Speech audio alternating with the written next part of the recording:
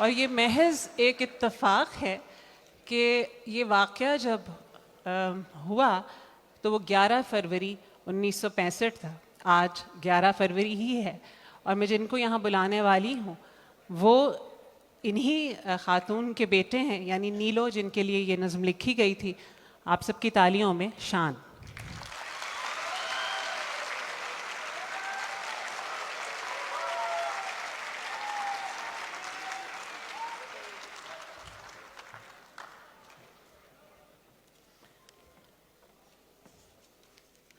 मैं इनसे कह रही थी कि आप वक्त से पहले आ गए थे, ताख़ीर इंतज़ामिया की थी। नहीं। अस्सलाम वालेकुम जी सबको।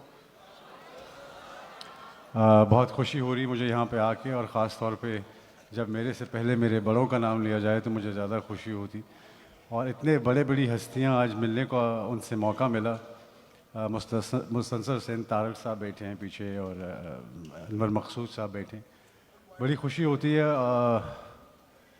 सूबों को ख़ुद मुख्तारी तो मिल गई, लेकिन लिटरेचर ने इनको एक रखा हुआ है। मुझे खुशी इस बात की है कि आज कराची का जो फेस्टिवल है,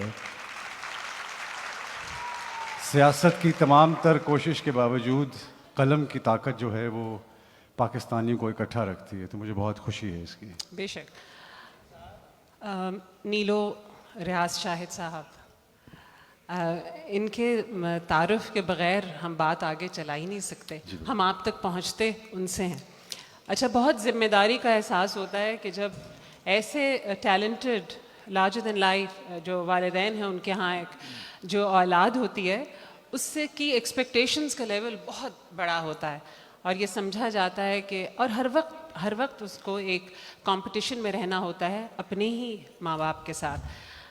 बहुत ही ये रेयर होता है जो कि शान के यहाँ है कि ये खुद बहैसियत खुद भी एक बहुत बड़े स्टार हैं। हमारे पास स्टार्स न होने का बहुत शिकवा है, और हमारे पास ये बहुत बड़ा जोम है कि शान हमारे स्टार हैं।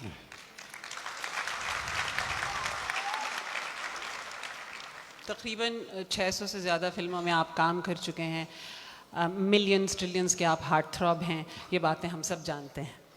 लेकिन शान से जब जब हमारी मुलाकात होती है या हमारी बात होती है तो बहुत सी ऐसी बातें, एक जहन है एक आर्टिस्ट का जिसको शायद आज आप पहली बार इस तरह जानेंगे। और जब हम बात कर भी रहे थे कि क्या गुफ्तगू होगी, तो हमें थोड़ा सा ये भी ख्याल था कि कितनी संजीदगी से इस बात को सुना जाएगा। हम सब चाहते हैं कि एक इंटरैक्टिव सेशन हो और आप भी हमारी बात सुने और शान की बात सुने। Other than what he is, he is much more than that. आज हम ये इनके साथ डिस्कवर करेंगे कि एक आर्टिस्ट के साथ क्या क्या कुछ और बहुत कुछ जुड़ा है।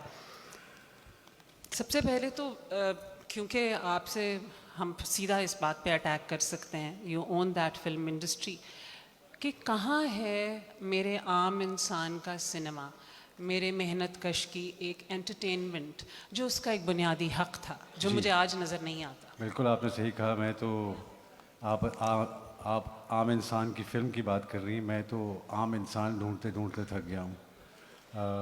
वो जो आम इंसान जो पाकिस्तान से प्यार करता है, किसी सियासी पार्टी से उसका ताल्लुक़ नहीं है, वो आम इंसान जो एक दूसरे के साथ प्यार मोहब्बत से पेश आता है, गुफ्तगू के आदाब समझता है, लफ्ज़ों का वज़न समझता है, रिश्तों की पहचान समझता है, वो आम आदमी ढूंढते ढूंढते शायद मैं अभी तक इसी तलाश में हूँ। जहाँ तक सिनेमा का ताल्लुक़ है, मेरे ख़्याल में जमहूरियत को भी उसी चीज़ से ख़तरा है जिसको फिल्म से है। तो मेरे ख़्याल में वो चीज़ें जो हैं वो जब भी कोई ऐसा हुक्मरान हमारे यहाँ हमारे दरमियान आता है जो हमारी किस्मतों के फ़ैसले करता है और ये फ़ैसला करता है कि हमें क्या देखना है और हमें क्या नहीं देखना, हमें क्या बोलना है और हमें क्या नहीं सुनना और क्या सुनना है, तो फिर वो कौम नहीं रहती। तो इन सारी बातों में आज वो आम आदमी के हकूक़ सिर्फ सियासतदानों के नारों में रह गए हैं। चाहे वो किसी चीज़ को इज़्ज़त दो ना दो, वो सारे नारे हैं। जहाँ तक पाकिस्तानी फ़िल्मों का ताल्लुक़ है, मेरे ख़्याल में इसके साथ एक बहुत ही यतीम बच्चे वाला सलूक शुरू से रहा, ना सिर्फ गवर्नमेंट की तरफ से बल्कि हमारे जो लिटरेरी लोग हैं, वो लोग जो किताब को ज़्यादा अहमियत देते हैं फिल्म से, मुझे लगा कि उनके नज़दीक ये मीडियम जो है वो इतना थॉटफुल नहीं है मेरे ख़्याल में। जबकि मेरे अब्बा ने इस बात की, इसी बात पर बहुत सी फिल्में बनाई, चाहे वो फ़लस्तीन के लिए हो, ये ज़रक़ा और अमन, शहीद, फ़रंगी। तो ये एक ऐसा सिनेमा था जो हमारी एक लिटरेचर की जो जो जो लोग हैं उनको अडेप्ट करना था। अनफॉर्चुनेटली वो इस मीडियम को अडेप्ट नहीं कर सके, इसलिए पाकिस्तान में वो सिनेमा जिसे हम देखना चाहते हैं, ये जिसमें काम करना चाहते हैं, वो यहाँ पे पनप नहीं सका। बाकी जहाँ तक कॉमन मैन का ताल्लुक था, उसके लिए फिल्म हो ना हो, जमहूरियत हो ना हो, चीनी हो ना हो, बिजली हो ना हो, उसके लिए कब हमने सोचा है पहले। एक बहुत ही एक नाजुक के काम होता है कि आप एक थॉट प्रोवोकिंग चीज़, आप एक ऐसी चीज़ जो कि फ़िक्रंगेज़ हो उसको बनाएं, मगर वो एंटरटेनिंग हो, वो आसान फहम हो और हर इंसान तक वो पहुंच सके। ये चीज़ आपके वालिद ने के यहाँ नज़र आती है। मतलब वो ब्लॉकबस्टर फिल्म्स थी, ज़रक़ा या शहीद, जिन्होंने कितने वीक्स की सक्सेसफुल रन था उनका, और आम लोगों ने रेजोनेट हुई जाके उन्होंने देखी, because that was a huge political statement. वो एक सियासी मंजरनामा के वह बिल्कुल। लेकिन मेरे ख्याल में उस वक्त लोगों में आज लोगों में बोलने का हौसला तो है, लेकिन सुनने का हौसला नहीं। आप में है सुनने का हौसला। आप लोगों को लगता है कि मैं इतने लोग यहाँ बैठे हैं क्योंकि बिल्कुल आपने बात सही की कि जो फिल्म मेकर की जिम्मेदारी है उससे दुगनी तिगनी तो फिल्म देखने वाले की भी जिम्मेदारी है। मुझे लगता है कि हम तो फिल्म सिनेमा घर तक रखते हैं, उसको अपने घर तक सिनेमा देखने वाला लेके जाता है, उन वैल्यूज़ को, उन बातों को, उन रिश्तों को, उन नातों को, उन डायलॉग्स को, उन गानों को वो गुनगुनाता हुआ घर तक लेके जाता है। तो मुझे लगता है कि ज़्यादा इम्पोर्टेंट फैक्टर जो है वो आवाम का है, जिसके लिए ये सिनेमा बनता है, जिसके लिए जमहूरियत बनती है, जिसके लिए हर चीज़ बनती है। जब तक वो ओन नहीं करेगा अपनी चीज़ों को खुद प्रोटेक्ट नहीं करेगा, तो लोग तो उसके घर की हर ईंट निकाल के ले जाएंगे। तो एक जो जैसी फिल्में पहले बनी जिनका हम जिक्र कर रहे हैं या हमने देखी, उसका जो एक पॉलिटिकल व्यू था या एक वर्ल्ड व्यू था, वो लोग बड़े विजनरी थे, वो लोग बड़े रेवोल्यूशनरी थे। अगर आपके वालिद उस वक्त हबीब जालिब के साथ मिलकर काम करे थे, जो एक रेवोल्यूशनरी पोइट थे, एक अवामी पोइट थे। आज एक कमर्शलिज्म का इस कदर प्रेशर है कि ये बनेगी नहीं, ये बिकेगी नहीं, लोग देखेंगे नहीं, लोग पसंद नहीं करेंगे, और वो सारी जिम्मेदारी अगेन कंज्यूमर पे। मैं ये ज़रूर कहना चाहूँगा बीगुल कि यहाँ पे पाक टी हाउस के नाम से एक कॉफ़ी हाउस होता था, जहाँ पे सारे राइटर्स, लिटरेचर लिखने वाले, पोइट्री लिखने वाले, थॉट प्रोवोकिंग राइटर्स जो थे, वहाँ पे बैठ के शाम को गुफ्तगू किया करते थे। आज वहाँ पे गाड़ी के टायरों के पंक्चर की दुकान है। तो जी कमरा है,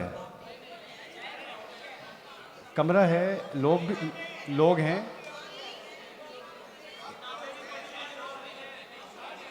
पाक टी हाउस है, लेकिन क्या उसका वो कल्चर अभी तक है? बड़ी खुशाइंद बात। कौन से लास्ट आपने? जी बिल्कुल, वहाँ पे अब है। चले, मैं माफ़ी चाहता हूँ, मैं फैज़ साहब की वजह से कह रहा था कि वो नहीं है अब। जी अच्छा, चले, मुबारक हो आपको भी और नवाज शरीफ साहब को भी। मैं सिर्फ कहना चाहूँगा, जैसे खाने की खुशबू फैलती है, वैसे ही लफ्ज़ों की खुशबू फैलती है। अगर आपको शहर में वो पोइट्री और वो थॉट सूंघने को नहीं मिल रहा, तो इसका मतलब कि पाक टी हाउस तो है, शायद वहाँ चाय भी बनती हो, लेकिन वहाँ पे वो थॉट प्रोवोकिंग, वो बातें, वो लिटरेचर, वो लोग। हबीब जालिब साहब की जो सबसे बेहतरीन तस्वीर मेरे घर में लगी हुई है, उसमें उनको पुलिस का डंडा पड़ रहा है। मैं कहना ये चाह रहा था, चलें, बड़ी अच्छी बात है। चलें, स्ट्रक्चर ये मौजूद है कम से कम। चलें, शुक्र है कि वो मकबरा है, सिर्फ लाश दफन नहीं है वहाँ पे, वो रख लेंगे क्या अगली दफ़ा। चीज़ आर्ट है क्या, और हमारे यहाँ उसकी क्या एक वैल्यू है, आर्टिस्ट क्या कर सकता है, वो क्या जादू है? जैसे हम तो बड़ा मेस्मराइज्ड होके आपको बड़े पर्दे पे देखते हैं ना, and then you larger than life, और उस वक्त आप जो कहते हैं हमें उस पर यकीन है। जैसे कहते हैं ना कि एक नुक्ते च गल मुकदी है, इस तरह ही पहले ही हर्फ से बात ख़त्म होती है कि जब आप फिल्म का पहला फ्रेम खोलते हैं तो आप किस सफ़र पे लेके जाना चाहते हैं आवाम को, सूफीज़म की तरफ लेना चाहते हैं, रोमांटिक की तरफ जाना चाहते हैं, एक्शन की तरफ जाना चाहते हैं, आप कहना क्या चाहते हैं।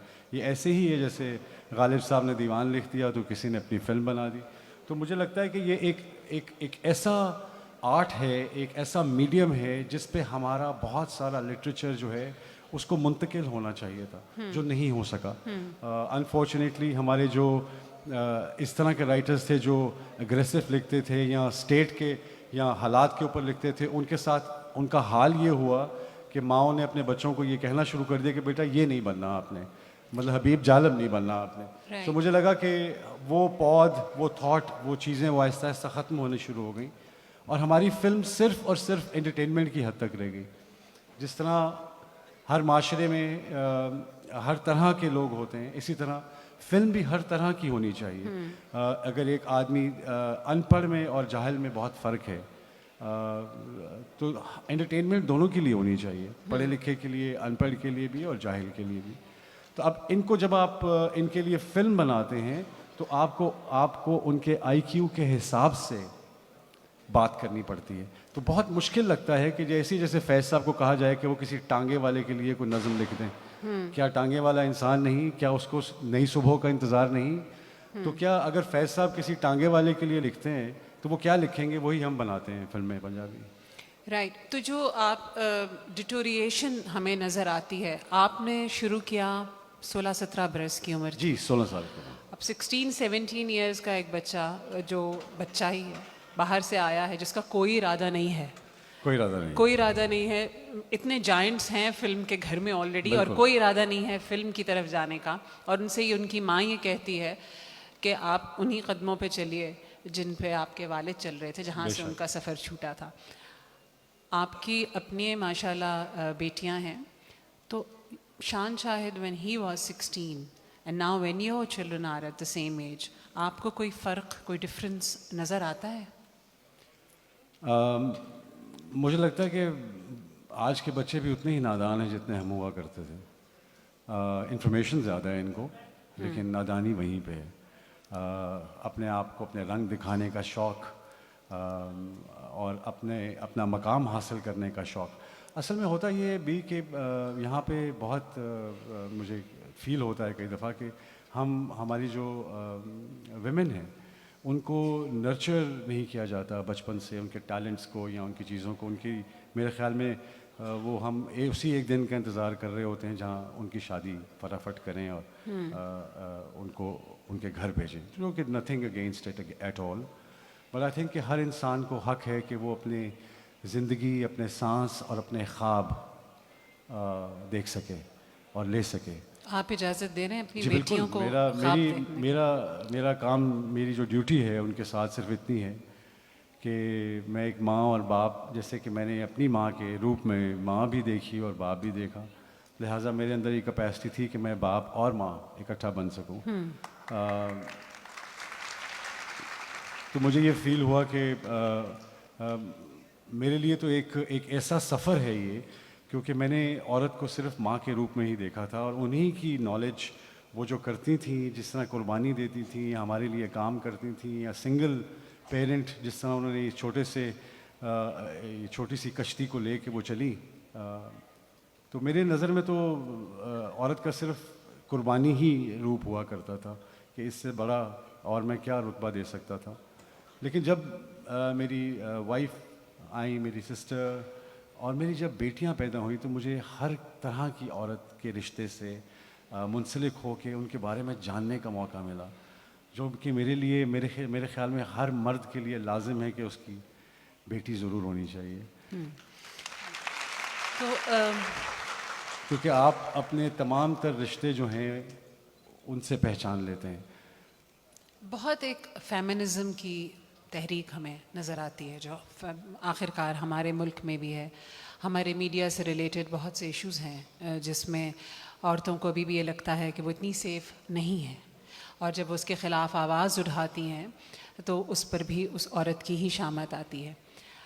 आपके नज़दीक क्या चीज़ है फेमिनिज़म? क्योंकि कुछ लोगों का ये भी ख़्याल होता है कि फेमिनिस्ट होने के लिए पहले औरत ही होना ज़रूरी है, वरना कोई और फेमिनिस्ट नहीं हो सकता। तो क्या है वो फेमिनिज़म जिसकी बात हो रही है और जिसके ख़िलाफ़ भी बेहद बात हो रही है? एक कन्फ्यूजन है बहुत ज़्यादा। जी देखिए, मेरे ख़्याल में अल्फाज जो होते हैं वो मायने बयान करते हैं सोच के। हमारे अल्फाजों का चुनाव जो है वो बेहतर होना चाहिए। आज़ादी हासिल करना हर एक का हक है, चाहे वो मर्द हो, औरत हो या दोनों ना हो। पॉइंट ये है कि अपनी आवाज़ अपने हक में उठाने के लिए ज़रूरी नहीं कि आपको किसी का मुंह बंद करना पड़े। आप अपनी बात इतने खूबसूरत तरीके से पेश कीजिए कि वो एहसास बन के लोगों के साथ चिमट जाए, और फिर वो जोक दर जोक आपके साथ आते जाएंगे। अगर मैं उठते ही ऐसी कॉन्ट्रोवर्शियल बात करूँगा जो एक social structure, political, social, geopolitical structure, geo religious political structure के अंदर हम रहते हैं, उसके अंदर दबे पाँव चला जाता है, शोर से नहीं चला जाता। तो क्या करें? बहरहाल एक ऑपरेशन हमारे यहाँ औरत का है और उसको शिकायत है कि जी मुझ पर मतलब जो एक पेट्रियार्कल सोसाइटी से उनको शिकायत हैं। एक अग्रेसिव मूवमेंट तो बहरहाल ये है। जी बिल्कुल है, मैं ये नहीं कह रहा कि नहीं है, लेकिन कहने का मकसद है जैसे डॉक्टर बच्चे को टीका लगाता है ना, वैसे आप बात करें। ऐसे नहीं होना चाहिए कि आप छुरा मार दें किसी के ऊपर। दिल तो बहुत चाहता है ना। जी जी, आहिस्ता आहिस्ता आहिस्ता आहिस्ता, सिरिंज से शुरू हो, छुरे तक पहुंच जाएंगे। तो मुझे ये फील होता है कि बहुत आहिस्ता, बहुत प्यार से और बहुत ही खूबसूरत, बिकॉज मेरे नज़दीक ये मूवमेंट नहीं है, ये हक है। मुझे लगता है कि ये हासिल होना चाहिए। हर इंसान को अपनी ज़िंदगी का, अपनी तकदीर का फ़ैसला करने का इख्तियार होना चाहिए, अपने ख्वाबों तक पहुंचने का इख्तियार होना चाहिए, अपने ख्वाब देखने का, उनको बुनने का, उनको सोचने का उसको मौका मिलना चाहिए। आज़ादी सही मायनों में यही है। सिर्फ यही नहीं है कि यहाँ पे किसी क्लब के बाहर लिखा हो कि यहाँ पे फ़लाँ लोग नहीं अंदर आ सकते या फ़लाँ लोग अंदर नहीं आ सकते। आज़ादी सिर्फ इस चीज़ का नाम नहीं है। आज़ादी आपकी शख्सियत और उसके गिर्द जितना दायरा है, आपके अंदर जो सोच है, आपके अंदर जो दुनिया वाबस्ता है, उसको उजागर करना या अपने अंदर देखना या उसके सफ़र पर निकलना बहुत ज़रूरी है। अगर कोई चीज़ आपको रोकती है उस तरफ जाने से, तो वो हकीकी आज़ादी नहीं है। थोड़ा सा अब आपके काम की तरफ भी आते हैं कि मैंने एक दफ़ा, मैं और शान, हमने ज़रा सा मुख्तसर ही सफ़र इसी शहर में किया, तो मैंने इनका स्टारडम महसूस किया कि एक चाय बनाने वाले से लेकर एक दरवाज़ा खोलने वाले तक या कोई और लोग जो वहाँ पर मौजूद थे, उनका आपको पहचानना, मोहब्बत का इजहार करना, वो तब मुझे लगा कि ओके, तो ये होता है स्टारडम और ये होता है रियल स्टार जो मैंने देखा। बात तो बुलंदी से शुरू हुई थी, बहुत कम उम्री में शुरू हुई, और उसके बाद बहुत मुझे चांद चाहिए, गान्स एंड रोजेस, बिल्कुल एक और तरह की आइडियोलॉजी, और चलते चलते बात पंजाबी फ़िल्मों तक आई। बिल्कुल। और एक बहुत बड़ा चंक है वो पंजाबी फ़िल्मों का, जिसको शायद आपने बहुत अरसे तक संभाले रखा आफ्टर सुल्तान राही साहब। वो कैसा सफ़र था? देखिए, मुझे लगता है कि हर फनकार के साथ एक कलंदर और एक बंदर होना ज़रूरी है।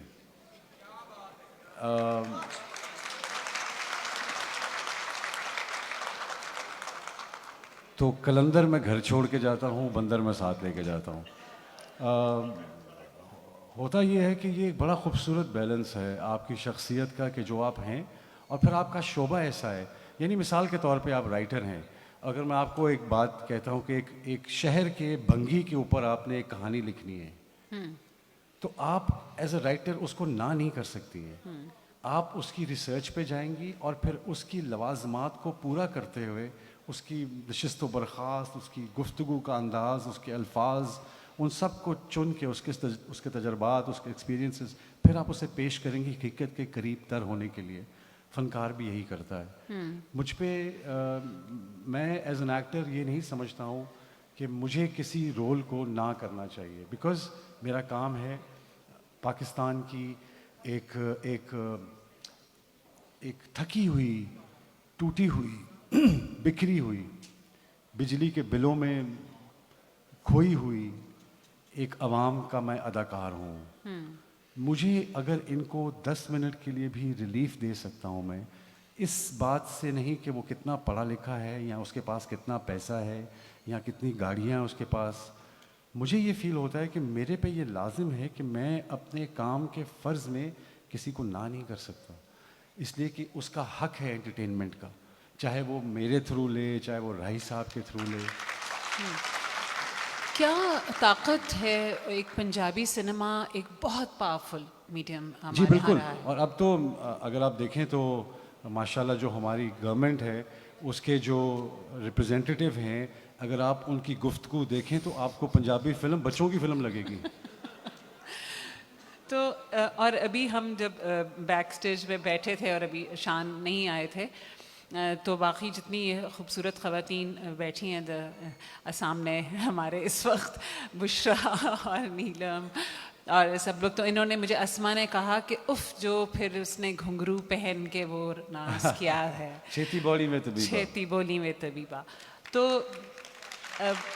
एक पैशन जो था आपके अंदर उस फिल्म में स्पेशली, और भी अब बहुत सी ऐसी पंजाबी फिल्में हैं, उसने एक और उसको एलिवेशन दिया जो कि पहले नहीं था। बड़े कार्डबोर्ड कैरेक्टर्स थे, हमें समझ में आता था अब ये होगा, अब ये बिल्कुल। होगा। तो वो जो एक सूफी रंग था और वो सब कुछ जो था उसने कनेक्ट किया इस मिट्टी के साथ जिसकी ये फिल्म है। आज वो गैप दोबारा से नज़र आ रहा है। देखिए मेरे ख्याल में गैप नहीं है, बिकॉज अगर आज भी अगर आप इस दौरे हाजिर की कोई सुपर हिट फिल्म कहते हैं तो वो भी आपको पंजाबी बनानी पड़ी, मौला जट। तो इसका मतलब है कि तो इसके अलावा आपने, मैं कहने का मेरा यही मकसद था कि टेक्नोलॉजी और मेकिंग फ़र्क हो सकती है। आपको इसी जगह से फ़िल्म उठा के पुरानी फ़िल्मों में से, पुरानी फ़िल्म इंडस्ट्री से आप बाकी शायरों को पढ़ते इसलिए हैं कि उनसे आप उनकी पोइट्री को एंजॉय कर सकें और उनके अल्फाजों की और उनकी सोच की जो धागे हैं वो किसी तरह आपके सोच और अल्फाज में नज़र आने चाहिए। इसी तरह आपको जब तक पुरानी फिल्मों को हम नहीं देखेंगे, कि जब मैंने पंजाबी फ़िल्म करनी शुरू की तो मैं अभी तक एक्चुअल पंजाबी पढ़ नहीं सकता हूँ। So I have somebody who reads it to me, और मैं उसके एक्सेंट को भी कॉपी करता हूँ, उसकी जिस फ़िक्रे पे वो वज़न डालते हैं और मुझे लगता है कि ये इम्पैक्ट क्रिएट करेगा, तो मुझे इस तरह हासिल किया। इल्म हासिल करना है, आप सुनने से कर लें, पढ़ने से कर लें, फ़र्क नहीं पड़ता। अगर पढ़ने वालों को देखें तो वो पिछले 100-500,000 साल पहले तक तो सब सुनने वाले ही थे। माइकल एंजेलो, पिकासो, रेनेसांस जितना है उसमें सब शागिर्दी थी, उसमें कोई पढ़ाई इतनी, कोई कॉलेज डिग्री नहीं दे रहा था। तो वैसे भी नुसरत फ़तेह अली ख़ान साहब के पास दुनिया के हर कॉलेज ने उनको ऑनररी PhD डिग्री दी हुई है, सिवाय पाकिस्तान के, माशाल्लाह। तो आप बिल्कुल, आपने बात सही की कि जो हमारा क्लासिक्स हैं, जो हमारा अपना विरसा है, हम बिल्कुल। उससे जुड़े रहें। बट आगे बढ़ने के लिए क्या कोई नई चीज़ कल्टीवेट हो रही है? कल अमजद साहब गुजर गए, एक और बॉयड, एक और खला हमारे जी। अदबी मंजर पे हमें नज़र आता है। मैंने कल बहुत ट्वीट भी इसी बात पे की जी। थी कि मैंने सारे राइटर्स की तस्वीर लिख के लगा कर नीचे लिखा था कि ये सब तो एक एक करके चले गए हैं, हमारे लिए ये मुल्क जो है सिर्फ सियासतदानों का मुल्क छोड़ गए हैं पीछे। कोई ऐसी आदमी नहीं जो ऐसी बात कर रहा हो, जो वतन की बात कर रहा हो, जो इकट्ठा करने की बात कर रहा हो। What is the way forward? तो क्या करें अब कि अगर अब ये हालात तो अब ये हैं। मुझे लगता है कि हमारा जो जिस तरह ये लिटरेचर फेस्टिवल है, मुझे लगता है कि इसको जो यहाँ पे आए हैं इनको एज अ सोशल रिस्पॉन्सिबिलिटी, एक होती है कॉर्पोरेट सोशल रिस्पॉन्सिबिलिटी, मैं कहता हूँ ह्यूमन सोशल रिस्पॉन्सिबिलिटी होनी चाहिए एक टूवर्ड्स एंटरटेनमेंट। हम लोग आपस में इकट्ठे होके आपकी तरह का सिनेमा, मेरी तरह का सिनेमा, आम आदमी की तरह का सिनेमा क्रिएट कर सकते हैं। लेकिन हम सब बटे हुए हैं, कोई स्टेज को महाराजा कहता है, कोई फिल्म को कहता है, कोई किताब लिख के वाह वाह लेता है। ये बिखरे हुए लोग हैं हम एक नहीं हैं। तो जैसे अनवर साहब हैं, अनवर मकसूद साहब इतना अच्छा लिखते हैं, वो प्लेज लिखते हैं, तो क्या फिल्म ना लिखने की कसम खाई हुई है उन्होंने। तो जब ऐसे लोग नहीं आते फिल्म्स में, जब ऐसे लोग टेलीविज़न की तरफ नहीं आते, अभी अमजद साहब का मैं सुन रहा था कि पीटीवी ने उनको 5 साल तक दूर रखा अपने से। क्या वजह हुई? क्या किसी ने कभी पूछा? क्या हमारे में से जो लोग सियासत में गए या सियासतदानों के साथ गए, क्या कभी उन्होंने ये सोचा कि ये 5 साल तक अमजद साहब को पीटीवी ने नहीं बुलाया, जबकि उन्होंने इतने इतने बड़े खूबसूरत प्लेस दिए, आपके इतने इतने बड़े राइटर्स हैं, वो सब लेक्चरार्स बन चुके हैं, टेलीविज़न उनको जगह ही नहीं देता। तो बड़ी दुख की बात है। आप, इसलिए मैं ये ज़रूर कहूँगा कि आप अगर आज अपने ड्रामे देखते हैं, टेलीविज़न का एक दौर था जब पीटीवी का दौर था, उसके बाद अगर आप देखते हैं आज के ड्रामे तो वही सास बहू, उसका चक्कर उसके साथ, उसका चक्कर उसके साथ, वो उसके साथ भागने की तैयारी कर रहा है, वो उसको छोड़ने की तैयारी कर रही। अच्छा, ये अब ये बड़ा एक बहुत दिलचस्प है, दिलचस्प भी है, दुखती रग भी है। अभी मैं और बुशरा बैक स्टेज ये बात कर रहे थे कि जितनी तालियों की आवाज़ आई, मुझे ये बहुत अच्छी बात लगी, लेकिन एक प्रॉब्लम बहुत ज़्यादा जो फेस कर रहा है टेलीविज़न एज अ मीडियम, वो ये है कि जिन चीज़ों का, जिन सब्जेक्ट्स का आपने ज़िक्र किया, वो ह्यूज टीआरपीज़ और ह्यूज रेटिंग्स लेकर आते हैं, वो सबसे ज़्यादा बिजनेस करते हैं, और कहा यह जाता है कि देखने वाले यही देखना चाहते हैं। अब यहाँ तकरीबन सब देखने वाले मौजूद हैं, तो अगर ये नहीं देखना चाहते तो फिर एक बहुत बड़ी जी, शायद मैं एक ये कहना चाह रहा हूँ परसेंटेज कि है। मैंने आज तक टेलीविज़न क्यों नहीं किया, ये बहुत से लोग मुझसे पूछते हैं, हमेशा बात अवॉइड करके निकल जाता हूँ, लेकिन आज मैं आपको बता देता हूँ। देखिए, टेलीविज़न फिल्म से बड़ी रिस्पॉन्सिबिलिटी है। टेलीविज़न आपके घरों में रहता है, बिल्कुल। फिल्म आप किसी के घर में आकर देखते हैं। टेलीविज़न आपके स्क्रीन्स पे रहता है 24 आवर्स, आपको कांस्टेंट इंफॉर्मेशन देता है। एंटरटेनमेंट में वो वैल्यूज़ क्रिएट करता है, एंटरटेनमेंट में वो बातें क्रिएट करता है, आइडियाज़ क्रिएट करता है। तो जब मैंने टेलीविज़न का रुझान देखा, उसके स्क्रिप्ट देखे, तो मैंने कहा ये वाली रिस्पॉन्सिबिलिटी, जिस तरह मैंने जब जियो का एक शो किया इन्फोटेनमेंट के नाम से, तो मुझे लगा कि यार फिल्मों में तो पैसे मिलते हैं झूठ बोलने के, यहाँ पे पैसे भी मिल रहे हैं लेकिन झूठ नहीं बोलना। तो बड़ा मुश्किल लगा मुझे ये एंकरिंग का सफ़र, इसलिए कि वहाँ पे सच, आपका किरदार कनेक्ट होता है आवाम के साथ और उसे अपना आप देना पड़ता है। तो मुझे लगा कि टेलीविज़न की एक बहुत ह्यूज रिस्पॉन्सिबिलिटी है जो वो फुलफ़िल नहीं कर रहा। देखिए, बिल्कुल ठीक कहते हैं, ज़िंदगी तो गुजर ही जाती है। आप काम की खातिर कि मुझे ड्रामे ज़्यादा मिल जाएं या मुझे काम ज़्यादा मिल जाए, मैं ज़्यादा पैसे कमा लूँ, इसकी खातिर बिल्कुल ठीक है। Everybody has a right to do what they want to do, but there is a responsibility that we all have. हम आज तक इतने सारे मिल के, एक सेठ ने 4 चैनल बना लिए, एक एक्टर एक चैनल नहीं बना सका। क्या वजह हुई? इसलिए कि एक ही नहीं है हम आपस में। हम आपस में सारे इकट्ठे हों, हम अपना चैनल लॉन्च करें एंटरटेनमेंट का। Why don't we do it? आज के दौर में आप अपना यूट्यूब चैनल नहीं खोल, हम 5 लाख रुपया लेके पहुंच जाते हैं शॉर्ट फिल्म करने, अपनी शॉर्ट फिल्म नहीं क्रिएट करते। सो हमें भी बिकने की आदत है, हमें अपने आप को ख़रीदना पड़ेगा अपने आप से कुछ लम्हों के लिए, और उसमें कुछ काम ऐसा करना पड़ेगा जो बुनियाद रखेगा अगले फ्यूचर की, आने वाली नस्लों के लिए। हम सिर्फ़ और सिर्फ हर रोज़ की तरह, जिस तरह आजकल वक्त इतना तेज़ हो गया है, मुझे कल कोई पूछ रहा था कि यार 1 घंटा इतनी जल्दी गुजर जाता है। मैंने कहा 1 घंटे का भी 1000 रुपये वाला हाल हो गया है, तो 1000 का भी पता नहीं चलता और घंटे का भी पता नहीं चलता। यू राइट, बिल्कुल। हम बहुत इंस्टीट्यूशंस को ब्लेम करते हैं आसपास, हमें ब्लेम कर देना बहुत आसान होता है, लेकिन एक ज़ाती या इनफरादी तौर पर कोई चेंज या कोई अपने तौर पर सोचना या इतनी फॉरवर्ड थिंकिंग करना कि इस चीज़ को ठीक कैसे किया जाए, उसकी ज़िम्मेदारी शायद जितने लोग हम यहाँ बैठे हैं हम सब पर है।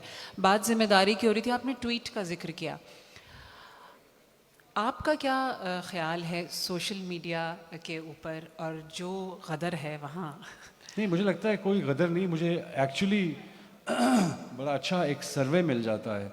मुझे पता चल जाता है कि लोगों के मिजाज आज गालिब के शेर के ऊपर वाह वाह कहने के नहीं, अख्तर लावा लाहौर दा पावा का मिजाज हो गया है। तो मुझे एक्चुअली पता चलता है कि ओहो, मैं ऐसे ही इनके साथ इतनी इंटेलेक्चुअल फिल्म बनाने की कोशिश कर रहा हूँ। इनके हीरोज़ तो ये लोग हैं, तो इनके ही फ़िक्रे मशहूर होते हैं ना। तो मुझे लगा कि आपकी सोशल जो फैब्रिक है, उसके अंदर जो इक्विलिब्रियम होता है, मिजाज होता है किसी चीज़ को पसंद करने का या दाद देने का। किसी चीज़ को दाद देने का मतलब ये है कि आप उसकी खुशबू को पाए हैं या आपने उस नहज तक पहुँचे हैं। तो मुझे लगा कि अब आवाम में भी वो नहीं रहा जो होना चाहिए था, वरना अख्तर लावाश कभी भी लाहौर का पावा ना होता। तो ये देख आवाम में भी वो नहीं रहा जो कि होना चाहिए था। मुझे ये बहुत शिद्दत से एहसास होता है कि आपकी पंजाबी फिल्म्स ने बहुत दूर तक रीच आउट किया, जो उर्दू फिल्में थी उससे ज़्यादा। तो इसका मतलब है कि जो फोक है या जो आपका अपनी सॉइल, अपनी मिट्टी, अपनी ज़बान से एक रिश्ता है, वो शायद फिर हमें अख्तर लावा की ज़बान में बात करने की ज़रूरत है। नहीं, उसमें बुल्ले शाह भी है, उसमें बुल्ले शाह हैं, हीर वारिस शाह है और बहुत से पंजाबी राइटर्स हैं हमारे। इतना अच्छा अच्छा उस्ताद दामन ने कितना अच्छा लिखा है। मगर जो लिखा है वो कंटेंट भी तो बड़ा वो हज़म होना इतना आसान नहीं बिल्कुल। मेरे ख्याल में मैं अभी पिछले दिनों इलामा इकबाल साहब के मज़ार पे गया हुआ था, तो वहाँ मैंने जाके देखा, बड़ा खूबसूरत मज़ार है, फ़ारसी में दीवारों पे लिखा है, फ़ारसी में ही कटवा था। तो जब मैं बाहर निकला तो उन्होंने मुझे पूछा कि आपको क्या पढ़ा आपने अंदर। मैंने कहा मैंने तो सिर्फ यही पढ़ा कि वहाँ लिखा था जूते बाहर उतार के आए। तो उन्होंने कहा वो क्यों? मैंने कहा वो सब कुछ फ़ारसी में था और फ़ारसी मुझे आती नहीं है। तो सबसे पहली बात तो ये है कि हम अपने बाबाए जिस तरह शायर मशरिक़ को ही अगर आप पकड़ लेते हैं तो उनको डी कोड किया ही नहीं गया। अस्करी इकबाल हैं एक, जो कभी कभी निकल के बता देते हैं कि मोमिन है तो बेतेग भी लड़ता है सिपाही। लेकिन कहने का मकसद मेरा सिर्फ ये है कि हमें कम से कम अपनी आवाम को उसी फ़ारसी को उर्दू में करके, बल्कि अब तो उर्दू का भी शहर में वो मयार नहीं रहा जिसको कहा जा सके कि लोग उर्दू पढ़ लेंगे। तो कुछ ऐसी ज़ुबान में उन तक ये मैसेज पहुंचाना चाहिए। हम खुद ही उनको पढ़ के अपने बाल सफ़ेद करके डिग्री लेके हम खुद ही इंटेलेक्चुअल बन जाते हैं और इकबाल के साए में चलना शुरू कर देते हैं। हालांकि वो पैगाम आवाम तक पहुंचना ज़रूरी है। आवाम तक पहुंचने के लिए आपको आस्तीन चलानी पड़ती है, उनकी तरह की बात करनी पड़ती है, उनको अपने आप को उनका मनमाना पड़ता है पहले, फिर वो आपकी बात सुनते हैं। ऐसे ही नहीं कि मैं एक दिन उनको खड़ा करके कह दूं कि मोहब्बत है मुझे उन जवानों से सितारों पर, तो वो कहेंगे वाह वाह बहुत अच्छे। बट द प्रैक्टिकलिटी ऑफ आज के दौर में मैं सोशल मीडिया पे इकबाल की शायरी की अगर ट्रांसलेशन लेके आता हूँ और इम्प्लीमेंटेशन लेके आता हूँ कि मैं इसको इस्तेमाल कैसे कर सकता हूँ, तो सबसे पहले तो मुझे आदाब गुफ्तगू आने चाहिए। तो इसी तरह हमें स्ट्रक्चर करके, इंस्टीट्यूट करके इसको एक एक चीज़ को बेहतर करना पड़ेगा। हमें अपने शायरों को किताबों में नहीं बंद रखना, हमें अपने शायरों को सरेआम करना है। मुझे लगता है कि वो बहुत बड़ा गैप है जो सोसाइटी ओरिजिनल आपकी देखें। मैं उस 1% की बात नहीं कर रहा हूँ जो इंडियन फिल्म देखने लंदन चले जाते हैं या दुबई चले जाते हैं, ये वेकेशन मनाने लोग। मैं कहता हूँ जो लोग यहाँ रहते हैं, middle class, higher middle class, lower middle class, you know the common man, I personally feel कि कॉमन मैन के लिए इस वक्त कुछ भी नहीं हो रहा है, चाहे वो एंटरटेनमेंट हो या कोई और चीज़ हो। सो उसके पास ये सोशल मीडिया ही है, उस पर फिर वो कैथारसिस निकालता है, वो भी अनगाइडेड मिसाइल्स हैं। हर आदमी जो मशहूर हुआ है वहाँ पे, उससे कसम दे के पूछ लें कि अगर उसको पता था कि उसने इस बात पे मशहूर होना तो उसको पता नहीं है। So I personally feel there guidance, आप जैसे लोग जो लोग लिटरेरी लोग हैं, जो सोचते हैं, जिनका लिखने का काम है, सोचने का काम है, आज वो वाला मैसेज आगे डी कोड करके पहुंचाने का काम है। I think they are the people who are responsible for this.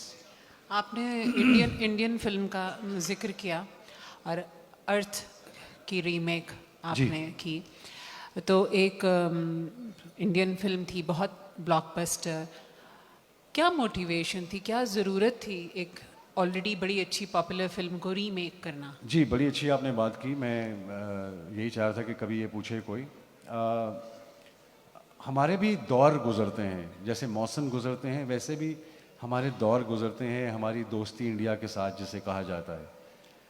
कभी मुशर्रफ साहब आते हैं तो इंडिया क्रिकेट खेलने यहाँ आ जाता है और दोनों गालों पे, एक पे पाकिस्तानी झंडा और एक पे हिंदुस्तानी झंडा लगा लेते हैं। मैंने यही पाकिस्तान में ही देखा है, इंडिया में भी देखा है। उसके बाद वो आर्टिकल 370 लगता है तो हम आप कौन और हम कौन। तो इसी दौर की एक बात थी जब हर तरफ यही आवाज़ थी कि वाह जी वाह, अब तो दोस्ती है, अब तो हम चलेंगे आगे, अब तो हम पल्ला, हम नवाला, हम प्याला हैं। तो मेरे डिस्ट्रीब्यूटर ने मुझे कहा कि हाँ, मुझे महेश भट्ट साहब बहुत अरसे से कह रहे थे फ़िल्म करने के लिए इंडिया की, जो कि मैंने नहीं की। मेरे अपने वजूहात हैं जो मैं नहीं करता। पाकिस्तान की बुरी फिल्म मुझे मंजूर है, इंडिया की अच्छी फिल्म मुझे मंजूर नहीं है। तो उनको मैंने कहा कि एक ही रास्ता है कि अगर आप चाहते हैं कि इंडिया में मेरी फ़िल्म लगे तो वो ये है कि मैं यहाँ बना देता हूँ फिल्म, आपको आप वहाँ रिलीज़ कर दें उस फिल्म को। तो उन्होंने कहा कि कौन सी फिल्म होनी चाहिए। मैंने कहा ऐसी फिल्म होनी चाहिए जिसको इंडिया देखने आए ना। तो मुझे लगा कि अर्थ एक उनकी फिल्म्स की जो जो जो पैरेलल सिनेमा की फिल्म है उसको अगर कमर्शियल फील्ड में लेके आए तो it's a huge thing. You know, अगर आप वैसे भी एक्सपेरिमेंटली भी करें इसको तो जितना अच्छा पैरेलल थिएटर के अंदर कंटेंट होता है, अगर उसके अंदर से हम 2% भी निकाल के कमर्शियल सिनेमा में डालते हैं तो इट्स अ सक्सेस। तो मुझे लगा कि ये बहुत अच्छा ताल्लुकात हो जाएंगे। इंडिया पाकिस्तान की टीमें क्रिकेट भी तो खेलती हैं तो फिल्में भी तो आपस में लगनी चाहिए। तो जब हमारा सारा प्लान हो गया, फिल्म एग्जीक्यूट हो गई, तो उड़ी अटैक्स हो गए। तो उड़ी अटैक्स के ऊपर मैंने ट्वीट की और उस ट्वीट को पूरे इंडिया में पढ़ा गया। तो महेश भाई का फ़ोन आया कि भाई वो अब तो ये आपकी फिल्म नहीं लग सकती यहाँ पे। मैंने कहा ना लगे, मैंने तो जो आपने हुआ है वो तो कहना था मुझे। उसके बाद वो आपके आगे ही है कि आगे क्या हालात थे, क्योंकि यहाँ पे वो हमारे सिलसिले फिर से जुदा हो गए वहाँ से। तो इसलिए वो इंडिया में फिल्म लग नहीं सकी। और मेरा एतराज़ भी इसी बात पे है कि जब आप पाकिस्तानी सिनेमा में इंडियन फिल्म लगाने के लिए तहरीक चलाते हैं, चाहे वो प्राइम मिनिस्टर हो या जो मर्ज़ी हो, इन सब ने तहरीकें चलाई हुई हैं। एनआरओ इनको वो दिया जाए, फिल्मों को आने दिया जाए। तो मुझे फील हुआ कि पाकिस्तानी फिल्म इंडिया में लगना भी उतना ही ज़रूरी है, जिसके ऊपर वहाँ पे कोई कमेटी नहीं बनी हुई। यहाँ पे 4 कमेटियाँ बना दी। एक हमारे एक्स प्राइम मिनिस्टर थे, उन्होंने कि जी इंडिया की फिल्म कैसे लाई जा सकती, कमेटी बनाए। तो इंडिया में क्या कोई ऐसी कमेटी बनी कि उन्होंने कहा कि पाकिस्तानी फिल्में यहाँ पे लगनी चाहिए? तो नहीं लगी ना। तो आई थिंक एक दूसरे के साथ जिस तरह हम एक दूसरे के साथ सलूक करते हैं वैसा ही सलूक आपको उनके साथ करना चाहिए।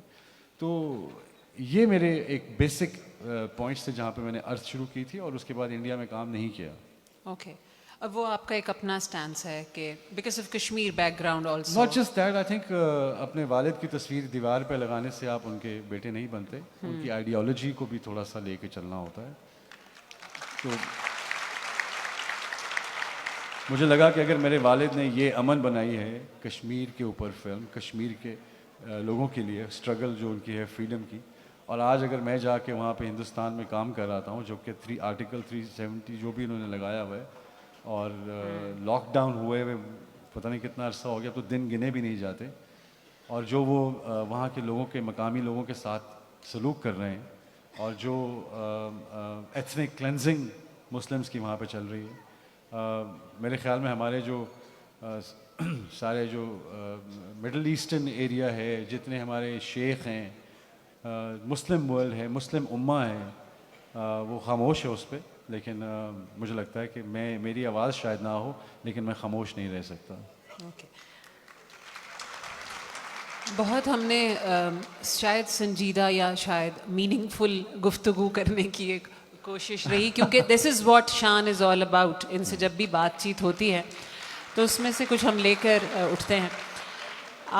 मुझे कहा जा रहा है कि वक्त कम था, 5 मिनट पहले उन्होंने कहा था 5 मिनट हैं, लेकिन एक बात अब मैं ये भी जानना चाहती हूँ कि आप एक स्टार हैं और हमारी एक्ट्रेसेस बहुत ऐसी रहीं जो कि बहुत देर तक हुकूमत करती रहीं हमारी स्क्रीन पर, बड़े पर्दे पर। कैसा लगा? आपने बहुत सारी ऐसी स्टार्स के साथ काम किया। एज अ मेल स्टार कैसा महसूस होता है अगर आपकी जो साथ आपकी कॉलीग है या एक दूसरी स्टार है वो कहीं आपको चैलेंज करे as an actor being a woman, तो कैसी, चैलेंज क्या करें? मतलब एक एक्टिंग स्किल्स के ऊपर आपको लगे कि ना देयर शी इज, इसमें भी एक हमारे यहाँ क्योंकि यूजुअली ये होता है कि जितने मेल एक्टर्स हैं उनका स्टारडम बड़ा आराम से एक्सेप्टेबल होती है, लेकिन औरत के साथ और बहुत सी चीज़ें जोड़ दी जाती हैं। आप यकीन करें, इस दुनिया में औरत होना बहुत मुश्किल है। कभी मर्द बन के देखिए, वो भी उतना ही मुश्किल है। बहुत मुश्किल है।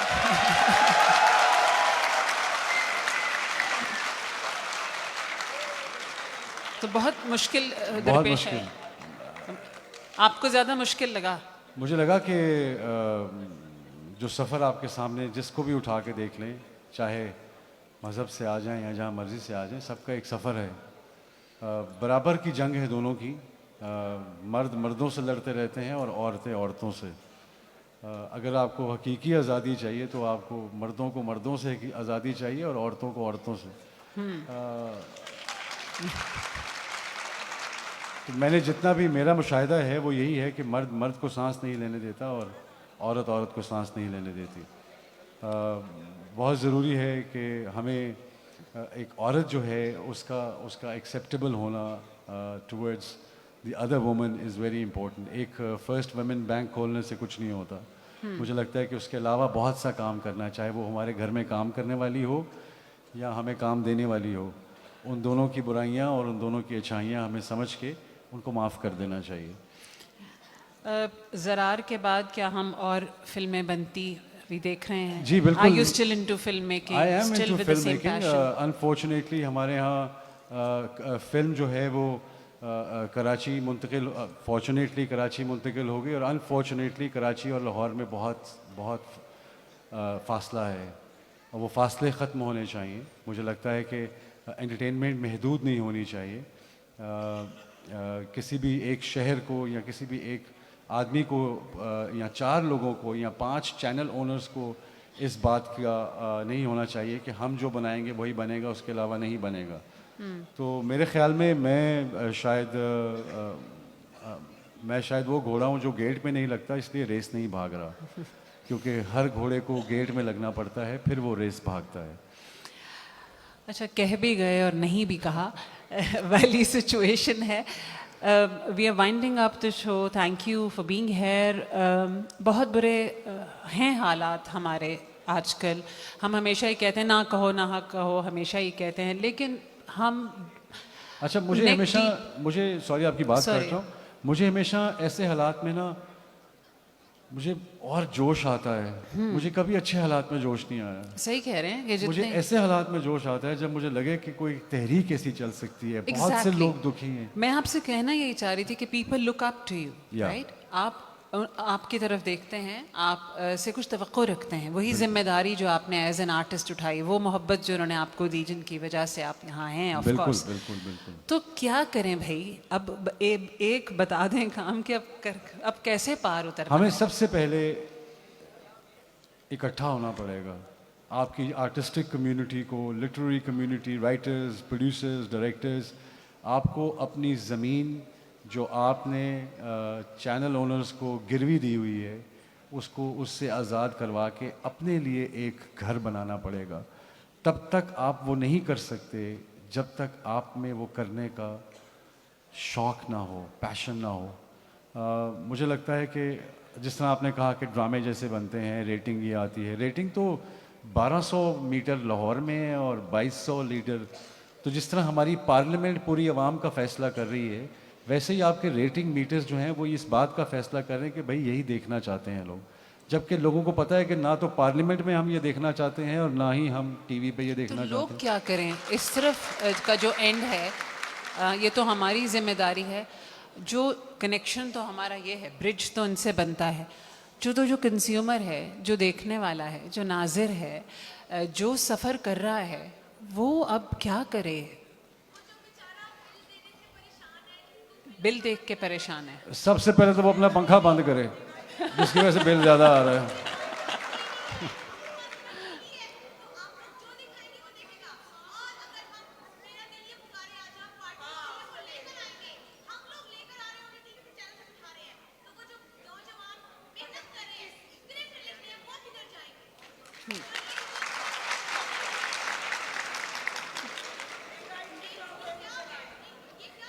अच्छा, ये मैं तो सवाल यहाँ पे करना चाह रही हूँ कि आप लोग क्या करेंगे भाई? आप लोग भी तो कुछ कीजिए। मैं यही पूछा जा वेरी गुड, ये तो बहुत ही इंस्पायरिंग बात है। जी बड़ा अच्छा है आपने माशाल्लाह। आप मेडिकल गलत है, मेडिकल में आपको कहीं और होना चाहिए। I love Pakistan also. और पाकिस्तान को मेडिकल की बहुत ज़रूरत है इस वक्त उसको। बिल्कुल। आपके लिए मैं ये ज़रूर कहूँगा कि आपके पास वो कैमरा है जिसमें आप सारा दिन अपनी सेल्फियाँ उतारती, वो 4K है।